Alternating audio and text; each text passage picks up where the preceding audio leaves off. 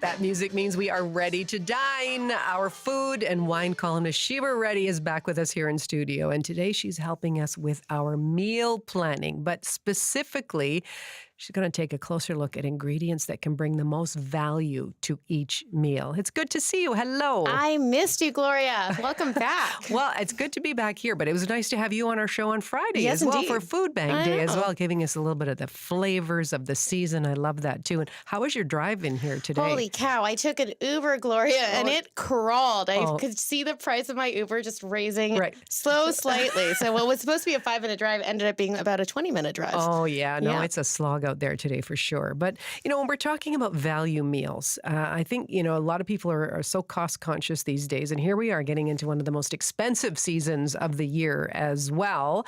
What would you say are some great value meals that are easy on the wallet, but they don't compromise the palate? Yeah, absolutely. So one was something that I grew up with. I didn't realize that, my mom was so good when we were kids. She would never let us know that we were not doing well. So she'd always make this one dish called aloo choka, which is so simple. It's just boiled potatoes, and then you add in sautéed onions and green chilies to a hot mustard oil. And then you combine that with the actual potatoes and you top it up with some salt and more chilies. And it's just so good when it's hot and delicious. And then I'd also recommend Vietnamese rice rolls. I feel like it is the perfect thing to make when you're at home and you're kind of looking in your fridge and you don't really know what to make. You can kind of add everything to that and just have something so simple. And one of my favorites, especially on a day like today, I love cottage pie. And traditionally with cottage pie, look at your eyes like right up here. Ultimate comfort food. I love it. Yeah. So I find with cottage pie, traditionally it's large chunks of beef, but I personally like ground beef with this. It's going to be cheaper as well, but you get all of the basics. You get like really great beef stock. You get some aged white cheddar on top of your beautiful boiled mashed potatoes. And you can just make it nice and crispy as well, but it's salty. It's nutritious. I know salty and nutritious, but woof, it does work. I promise. Well, and one of my dear friends when I was growing up, she was young and she used to make for her family came from Scotland, and so similar idea of the cottage pie, but she would get the ground beef and then do the potatoes on the side, add some peas to it, but it was mince and tais. Mince and tais. So the minced meat and potatoes, mince and tais. That was a big one for her as well.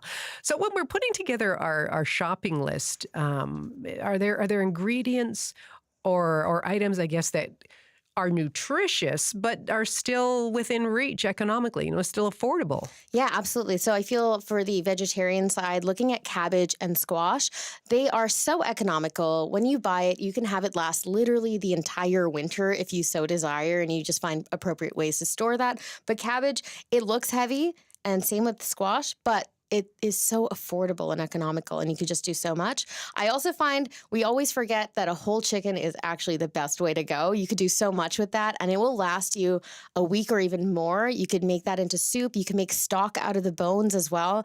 Sometimes I like to cheat. Don't tell anybody, but I guess I'm telling everybody now. But what I will do is if I'm at Whole Foods or a Safeway, if I see that they have a full roast chicken already, it's not that expensive. And so you don't have to do that work, but you already have it, and you can at least stretch it for multiple meals.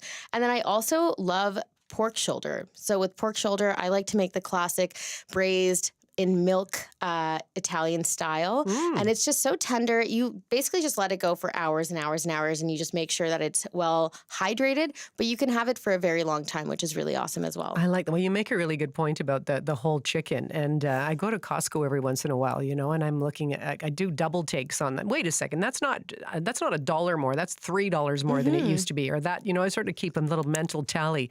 And every time you come around to the deli area, the whole chickens, the roasted chickens, have not changed price. No. They're still $7.99. Exactly. $7.99 for a whole chicken. Yeah. And I always use it for soup stock afterward. Make some chicken stock. So you make a really good point. That can go a really long way. Absolutely. And I feel like it's just something like if you think about the time you have to take to actually roast that yourself, it's so cost effective. Yeah, but I think it's just one of those things. You're just hoping that we're not changing the prices of the chickens. Never. I would probably say they're a little bit smaller, though. Yes. I say the chickens might be smaller. So that's one thing for sure.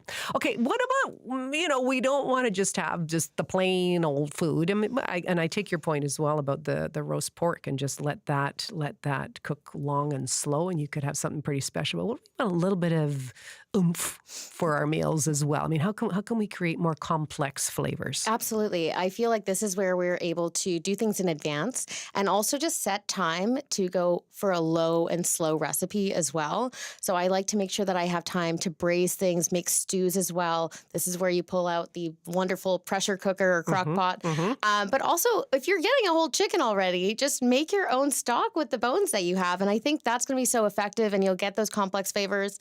And what I love is if you have a mirepoix kind of ready to go, it's also so simple to make. This is a combination of carrots, onion, and celery. And you essentially saute that for a very long period of time with some butter and salt.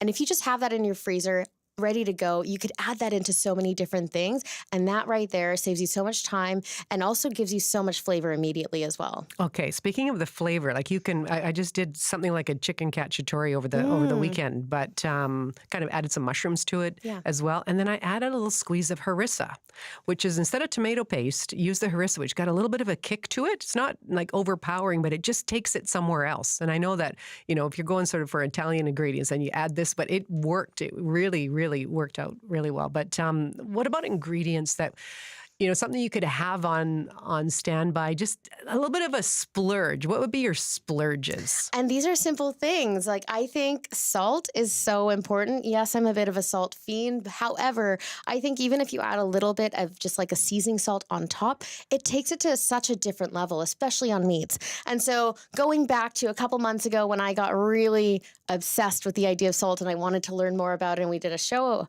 I got a chat with the fine folks at Vancouver Sea Salt on Vancouver Island. And they got to tell me a little bit more about a very special kind of salt they make called pyramid salt. For me, this is kind of the equivalent of like a Malden salt, but more local. So the hollow pyramids, which really impact the flavor and texture of food when it's used as a finishing salt. So our salt is primarily to be used after cooking when you want to, sprinkle something on. It's going to really bring a burst of flavor and make your dish look beautiful. So it's, something that you do after you've already made your masterpiece. You make it better with a sprinkle of pyramid flake.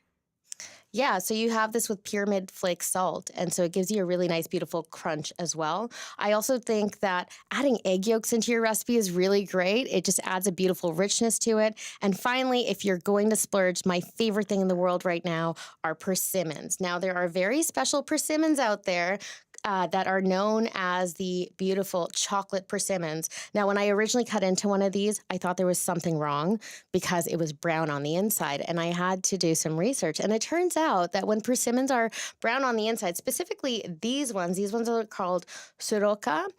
These are a classic Japanese style. They essentially get pollinated, which doesn't happen as often. So that'll create a nice texture on the inside, but create some beautiful sweetness too. So please go buy them, eat them all. And for me, I know that lentil soup goes a long way in my household. I love making a lentil soup, and that can last the week, or you freeze some. Jake Costello was saying he gets Kraft dinner still, and we'll mix an egg into the Kraft dinner, and that takes that somewhere else. It's still a value meal. Have you got a favorite value meal? I do. It's my mom. It's like the favorite thing that she'd make that was so easy and simple. She'd make fresh rotis every morning, and then she'd just like scramble eggs with a little bit of butter and then butter and onions, and it was just the best thing in the world. Can't go wrong with that. Mom's best. Mom's the best. Thank you, Shiva. Thanks, Gloria. That is Shiva Reddy. She's our guide to the incredible world of food and wine, and you can follow her adventures on Instagram at itsready91.